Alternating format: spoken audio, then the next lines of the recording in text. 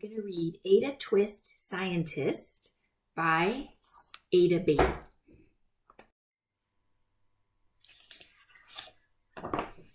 Ada Twist, Scientist. Ada Marie, said not a word till the day she turned 3. She bounced in her crib and looked all around, observing the world but not making a sound. She learned how to climb and made her bed break with a trail of chaos left in her wake. She ran through the day chasing each sound in sight and didn't slow down till she conked out at night. Her parents were frazzled but tried not to freak as Ada grew bigger and still did not speak. Clearly young Ada, with lots in her head, would have something to say when it ought to be said.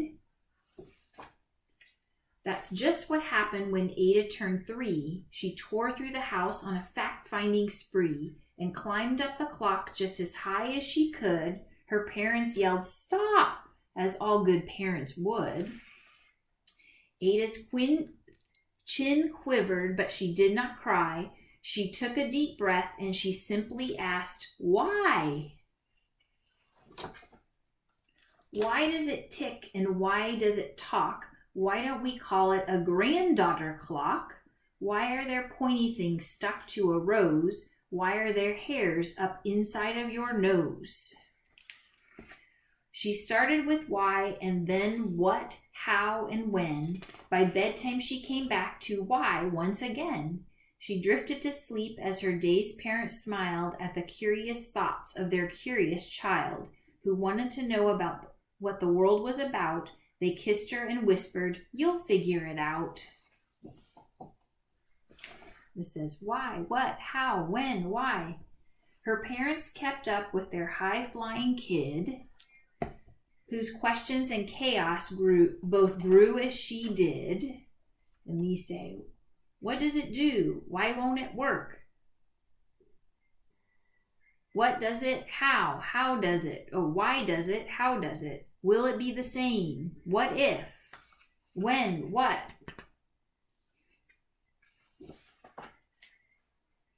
Even Miss Greer found her hands were quite full when young Ada's chaos wreaked havoc at school. But this much was clear about Miss Ada Twist. She had all the traits of a great scientist.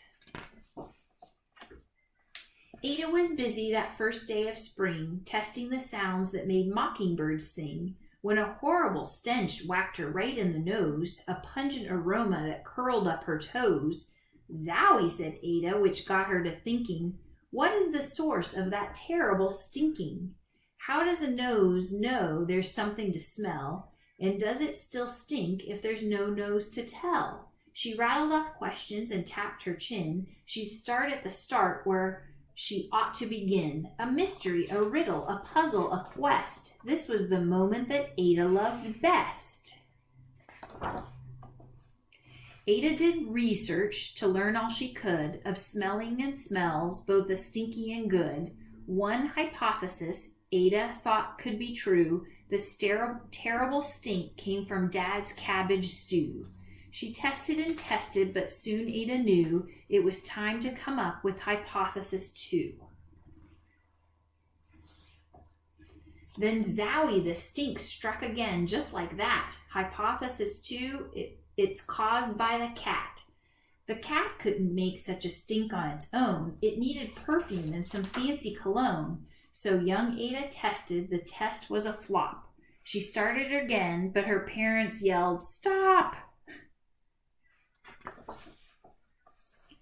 Ada Marie, to the thinking chair now. By the time we count 3.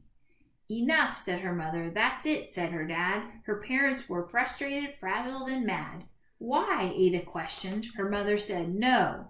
"What?" Ada queried. Her father said, "Go. You've ruined our supper. You've made the cat stink. Enough with your questions. Now sit there and think." She looked at her parents. Her heart turned to goo. Poor Ada Twist didn't know what to do. She sat all alone by herself in the hall, and Ada once more could say nothing at all. And so Ada sat, and she sat, and she sat, and she thought about science and Stu and the cat, and how her experiments made such a big mess. Does it have to be so? Is that part of success? Are messes a problem? And while she was thinking what was the source of the terrible stinking, Ada Marie did what scientists do. She asked a small question, and then she asked two, and each of those led her to three questions more, and some of those questions resulted in 4. As Ada got thinking, she really dug in. She scribbled her questions and tapped her chin. She started at why, and then what, how, and when. At the end of the hall, she reached why once again.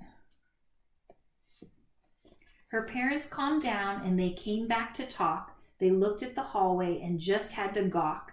No patch of bare paint could be seen on the wall. The thinking chair now was the great thinking hall. They watched their young daughter and sighed as they did. What would they do with this curious kid who wanted to know what the world was about? They smiled and whispered, "We'll figure it out."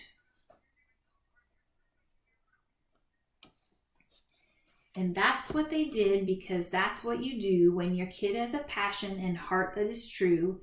They remade their world. Now they're all in the act of helping young Ada sort fiction from fact. She asks lots of questions. How could she resist? It's all in the heart of a young scientist.